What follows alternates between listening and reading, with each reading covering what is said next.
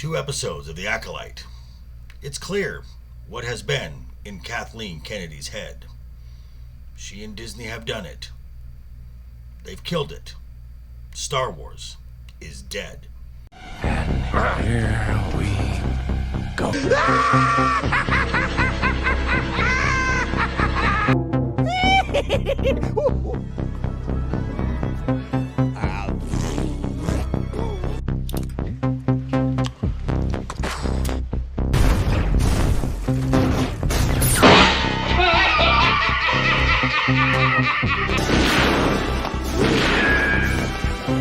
Is like gravity. All it takes is a little push.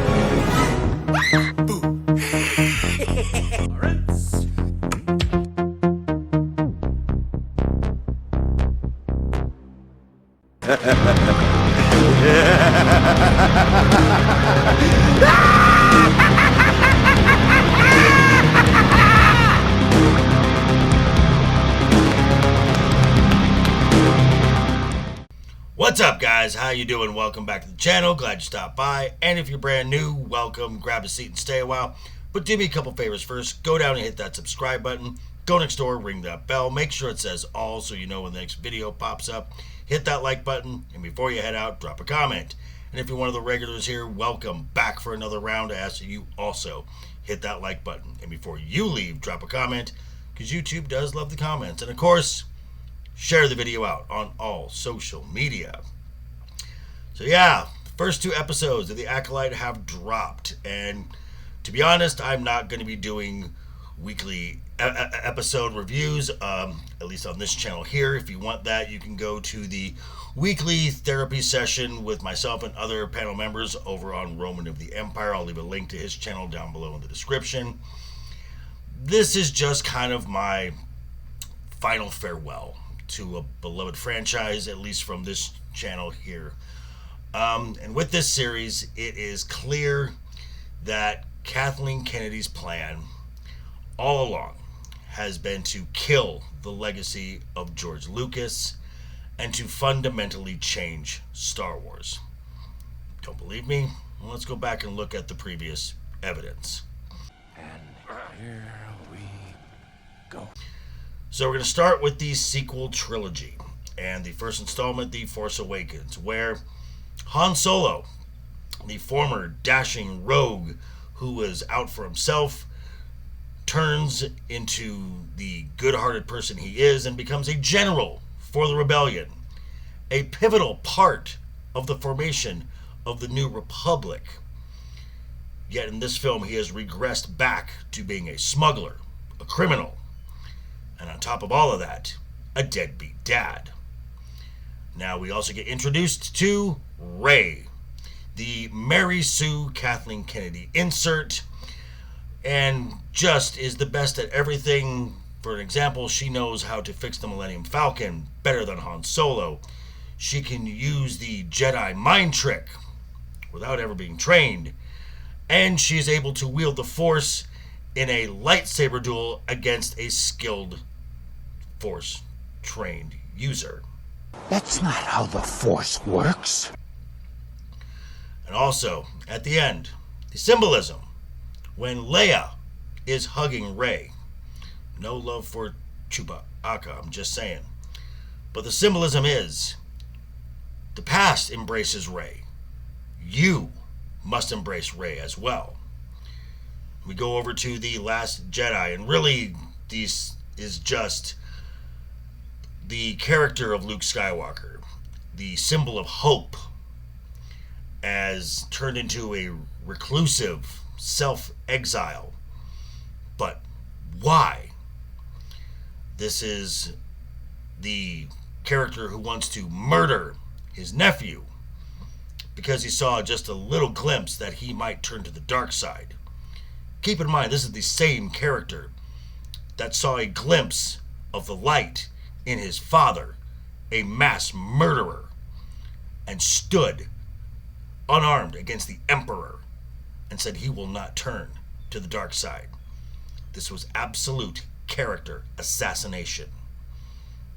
And then finally, the rise of Palpatine, Skywalker, whatever you want to call it, aside from being a dumpster fire, the final insult with an approving look, the Force ghosts of Luke and Leia look upon Rey as she appropriates the name Skywalker.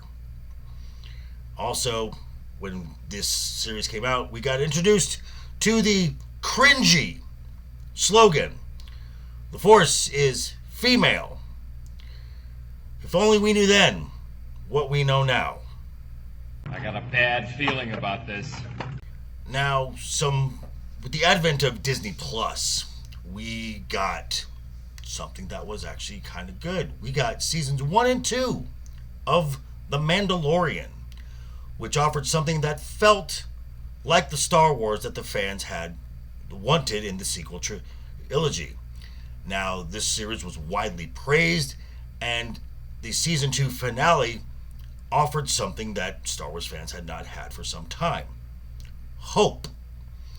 Now, this series, the success of this series, of course, was due in large part to the creative oversight of Jon Favreau. Well, KK just couldn't let that happen. Stay tuned for more. And what we got next was the Book of Boba Fett. This was a mishandled, poorly executed series where the title character is rather inept because without his trusty sidekick, Boba Fett is pretty much a clumsy oaf and accomplishes nothing. Contrast to that, we have the series Andor, which was competently written and produced, yet for the most part was very slow-paced and, for my taste personally, very boring. Now, this series might have had a better viewership if not for Obi-Wan Kenobi. This was the first direct swipe at Star Wars canon and lore.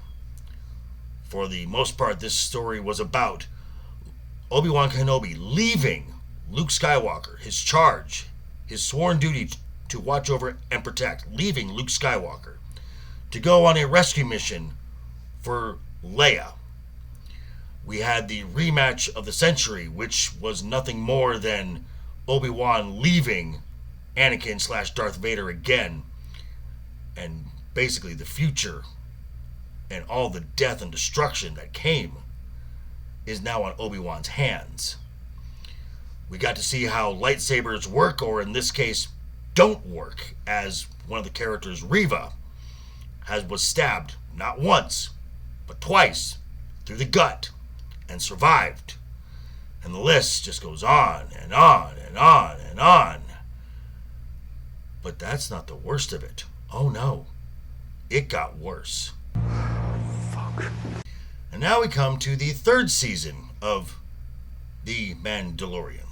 Now, remember when I said that Kathleen Kennedy couldn't let Jon Favreau have any success? Well, for this third season, she promoted her soy boy acolyte, Dave Filoni, to essentially become Jon Favreau's boss. And what did we get? We got the Favreau-created character Din Djarin sitting back seat to a Dave Filoni character, Bo-Katan, and then the character of Paz Vizsla, who was voiced by Jon Favreau, is killed during the series. Can we say symbolism much? So, what happens to Mr. Filoni after he ruined a successful series? Well, he got his own series with his favorite character of all time, and then we get Ahsoka in yet another lore-breaking project. The character of Sabine, a Mandalorian who was a non-Force user in the animated series Rebels, begins Jedi training and is told throughout the series that she has no ability to wield the Force. Yet, out of nowhere, because she wants to be a Jedi so bad, is able to wield the Force with absolute mastery. That's not how the Force works. And then we come to the most recent, The Acolyte. A series that, according to Deadline, cost $180 million to produce. That's a lot of money. But as we all know, for Disney, it's not about the money. It's about sending a message. And the message is, the Force is female. This is not just a cringy slogan, nor was it a cheesy PR campaign. This was a declaration of war. A war that, unfortunately, we lost. Because the fact of the matter is, Star Wars is dead, and Disney killed it. But these are just my thoughts. I'm going to turn it back over to you. Let me know what you think down below in the comments. Check me out tonight. I will either be on with the weekly Rogues Gallery or I will be on with Potato Revan, so stay tuned. But yeah, thanks for stopping by, folks. Again, quick reminder before you head out the door, hit that subscribe button, ring that bell. If you liked the video, give it a thumbs up. If you didn't like the video, too bad. Disney Star Wars sucks. But I will see you guys all very soon. Hope you had a great week. Have a wonderful weekend ahead of you. And always have fun. Hashtag keep talking. And always keep that smile on your face.